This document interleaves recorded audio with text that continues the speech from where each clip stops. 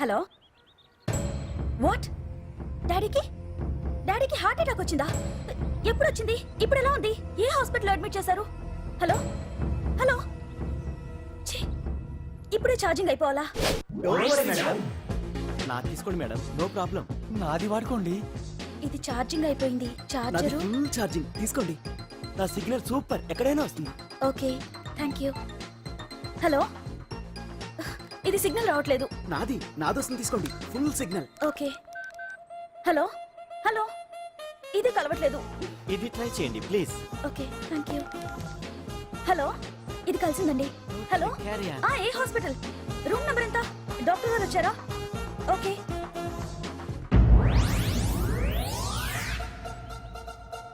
ఏంట్రా ఇంకా రాలేదు? ఎంతసేపు మాట్లాడుతురా? రే ఏదిరా, ఎక్కడికి వెళ్ళిందిరా? రేయ్ మీ సెల్ ఫోన్స్ రా. రే అటు చూడండి.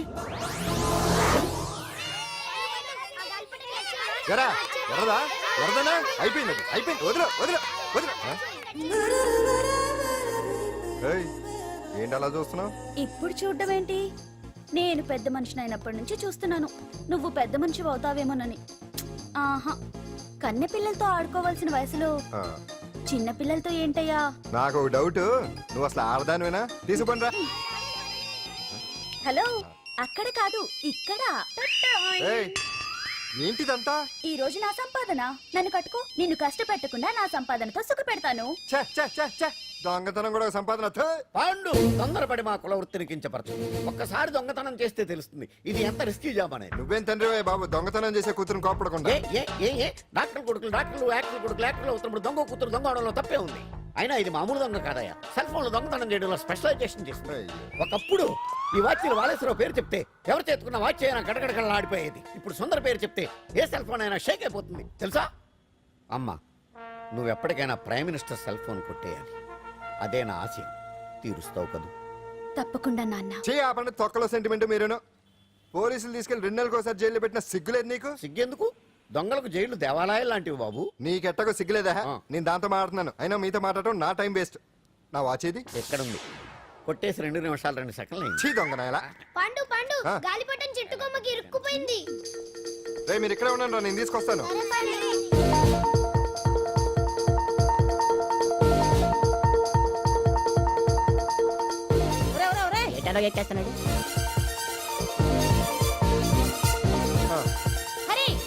ఇంట్లో పని చేయకుండా ఏం చేస్తావు అక్కడ? టైం 5 అవుతుంది. 5 అయిందా? అమ్మో పట్టుకోరా.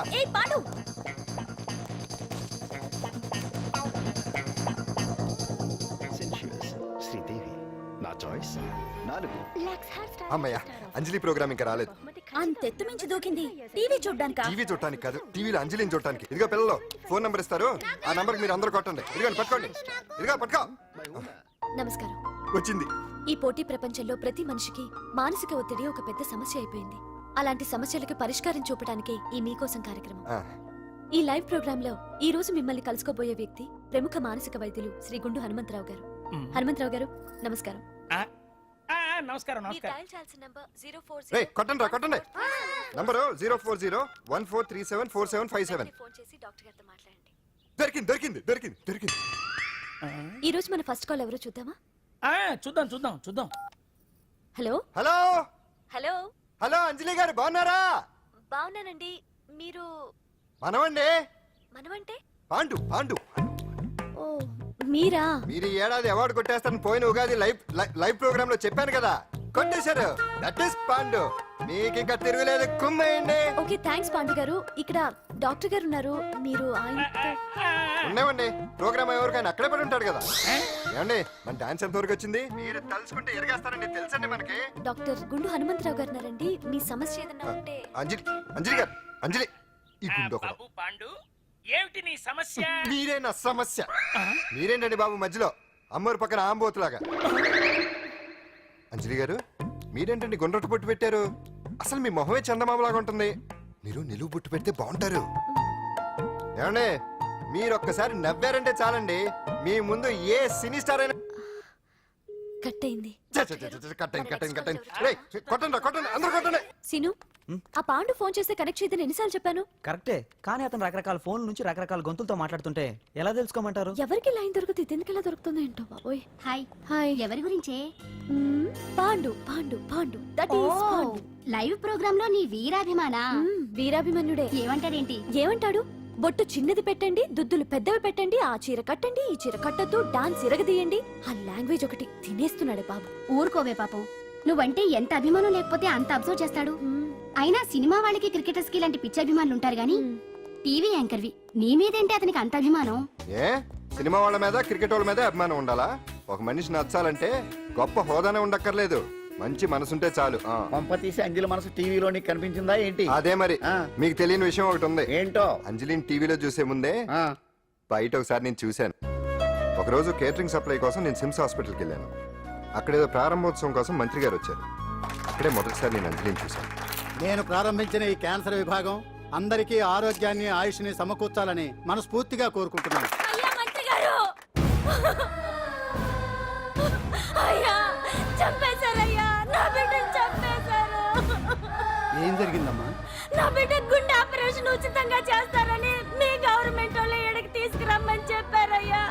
తీరా తీసుకొచ్చాక ఆపరేషన్ రేపు చేస్తాం మాపు చేస్తామని నెలల తరబడి తిప్పుకొని చివరికి ఆపరేషన్ చేయకుండానే నా బిడ్డను చంపేశారయ్యా.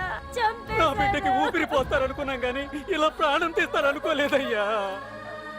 చేసిన ఆపరేషన్స్ కే ప్రభుత్వం నుంచి గ్రాంట్ రిలీజ్ కాలేదు సార్. ఫండ్స్ లేవు, అందుకే వాయిదా వేయాల్సి వచ్చింది. ఈ రోజు ఆ బిడ్డకు పట్టే గట్టే రేపు మా బిడ్డలు కూడా పట్టొచ్చయ్యా. మీరే ఏదో ఒకటి చేసి మా బిడ్డల్ని కాపాడండి అయ్యా. ప్రభుత్వం సరిగ్గా స్పందిస్తే ఇలా జరగదు సార్.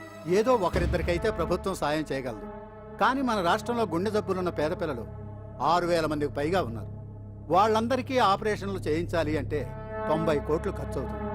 అసలే ప్రభుత్వం లోటు బడ్జెట్లో ఉంది కాబట్టి కొంత సమయం పడుతుంది. ఆ లోపు పిల్లల ప్రాణాలు పోకుండా ఉండాలిగా సార్.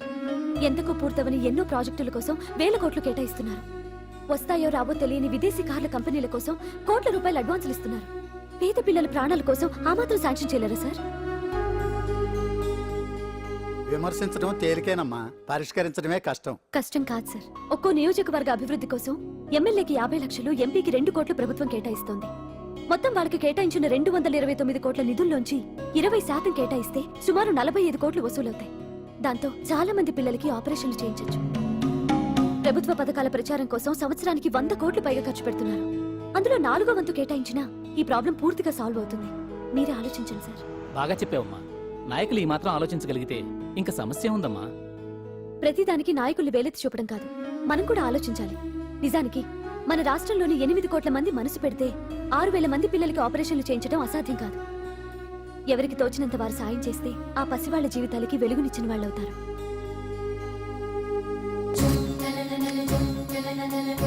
ఇదిగోండి సార్ చెక్. ఇప్పటి వరకు నేను సంపాదించిందంతా ఈ పిల్లల కోసం విరాళంగా ఇస్తున్నాను.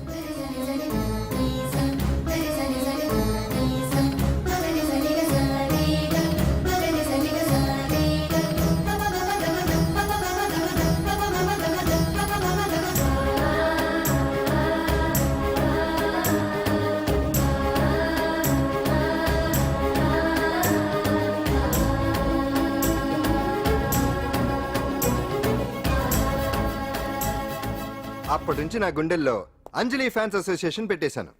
ఆ తర్వాత అంజలి ఎప్పుడు టీవీలో కనిపించినా ఇక్కడేదో అయిపోతా ఉంటుంది. ఆహా, అక్కడ ఏదో అయిపోతుందా? ఇప్పుడు అర్థమైందిరా. ఇన్నాళ్ళు పెళ్లి చేసుకో అంటే వినిపించుకోంది ఆ టీవీలో పిల్ల మీద మనసు పడా.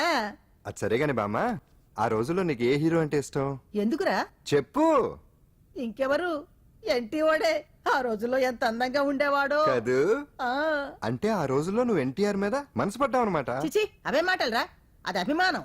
ఇది అదే అమ్మాయి మంచితనానికి గొప్పతనానికి మనం వేరే ఫ్యాన్స్. పాండు అంతేనా? అంతే. నిజంగా అంతే? అంతే.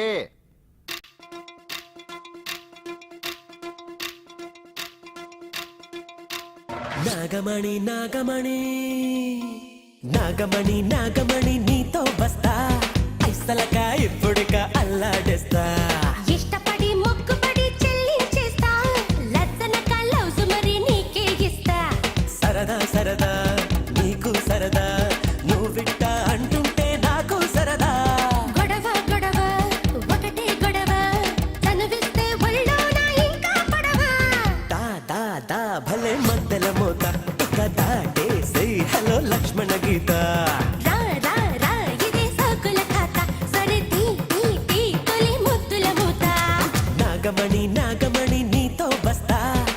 ఐసలకా ఇప్పుడిక అల్లాడేస్తా ఇష్టపడి మొక్కుపడి చెల్లించేస్తా లజ్జనక లవ్స్ మరి నీకే ఇస్తా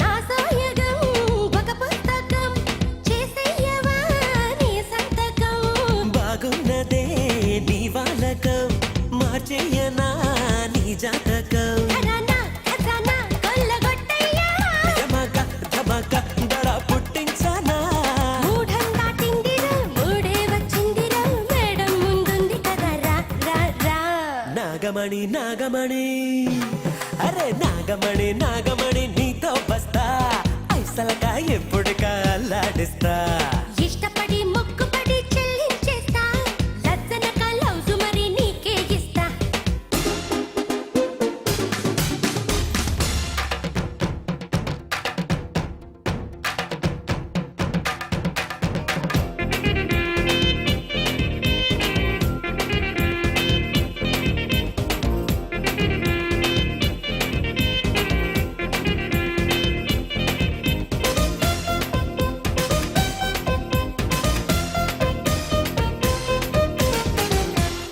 తెరచాటుగా నీ పెంపకం అలవాటుగా సుఖ పంపకం నీ చూపులే నా ఇంధనం నీ చేతిలో నా వాయనం మసాలా రవాణా ఇక మొదలెట్టానా నయన దయన ఇలా అందించనా లగ్గం కుదిరిందిరో అగ్గే తగిలిందిరో సిగ్గే తగ్గించు గిట్టు రా రా రా హై నాగమణి నాగమణి నీతో బస్తా ఐసలకా ఇప్పుడిక అల్లాడేస్తా ఇష్టపడి మొక్కుపడి చెల్లించేస్తా లజ్జనక లవ్స్ మరి నీకే ఇస్తా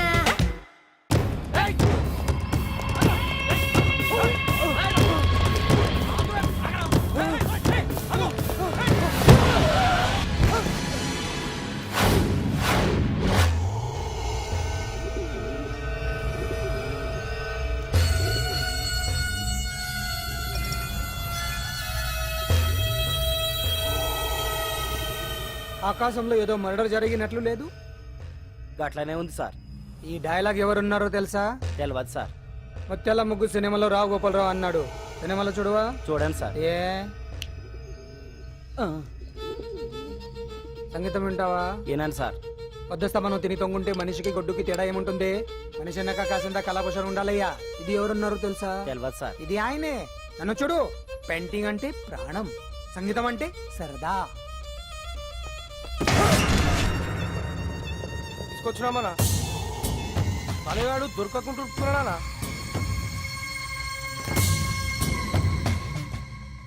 భగవాన్ అన్న, నువ్వు భగవంతునితో సమానం. ఈ ఒక్కసారికి క్షమించి వదిలేయన్నా. క్షమించమని అడుగుతున్నావంటే తప్పు చేసినట్టుగా. తప్పునారా అన్న? బినామీ పేరుతో మందుల కంపెనీ నడిపిస్తే నీకేంది? అందులో మత్తు మందులు తయారు చేసి ఎక్స్పోర్ట్ చేస్తే నీకేంది?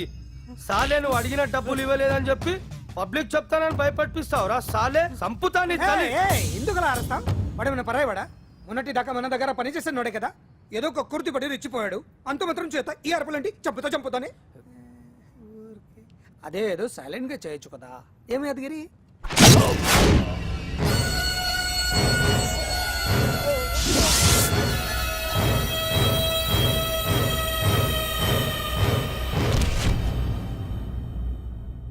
ఏ చీ, రంగులో అంటుకుని చెతికి రక్తం అంటించాడు. ఛీ, ఎంటలో చూస్తున్నారు? తీసండి. ఇదేమన్నా అజంత శిల్పమా ఎదురుగా ఉంచుకోవడానికి? తీసండి. పొద్దున్నే ఎవరి ముఖం చూస్తున్నా. మాస్టర్ గారు ఆపేరే, వాయించండి. ఇలా ఆందోళనగా ఉన్నప్పుడు హిందువుల రంగం వింటే మంచిది. వాయించండి. ఓహో, ఇందులో ఏదో తగ్గిందే. ఓ సూర్యుడు. ఆగండి వెళ్ళండి.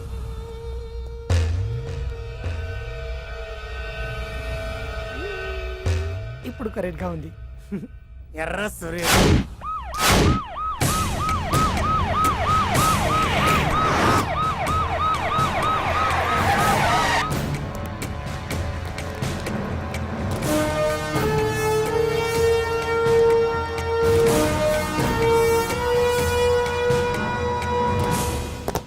సాలరీలో కొట్టి సాలరీలో తీసుకోవడం కాదయ్యా, సిన్సియర్ గా డ్యూటీ చేయాలి. రాష్ట్రంలో శాంతి భద్రతలు కొరవైపోయాయని ప్రతిపక్షాల వాళ్ళు పత్రికల వాళ్ళు దుమ్మెత్తిపోస్తున్నారు. దీనికి తోడు మన రాష్ట్రం నుండే అక్రమంగా మత్తు ఇంజెక్షన్లు మాదక ద్రవ్యాలు తయారు చేసి ఇతర దేశాలకు ఎక్స్పోర్ట్ చేస్తున్నట్లు వార్తలు వస్తున్నా మన దగ్గర మాత్రం ఏమీ ఇన్ఫర్మేషన్ లేదు. ఇలా law and order out of order లో పోతుంటే హోమ్ మినిస్టర్ గా మీరేం చేస్తున్నారు భగవాన్ గారు అని సీఎం గారు నాకు ఆక్సిజన్ లభిస్తున్నారు. మీరేం చేస్తారో నాకు తెలియదు. మీ పవర్ తో పరిస్థితిని వెంటనే కంట్రోల్ చేయకపోతే హోమ్ మినిస్టర్ గా నా పవర్ మీ మీద ఉపయోగించాల్సి వస్తుంది. అర్థమైందా?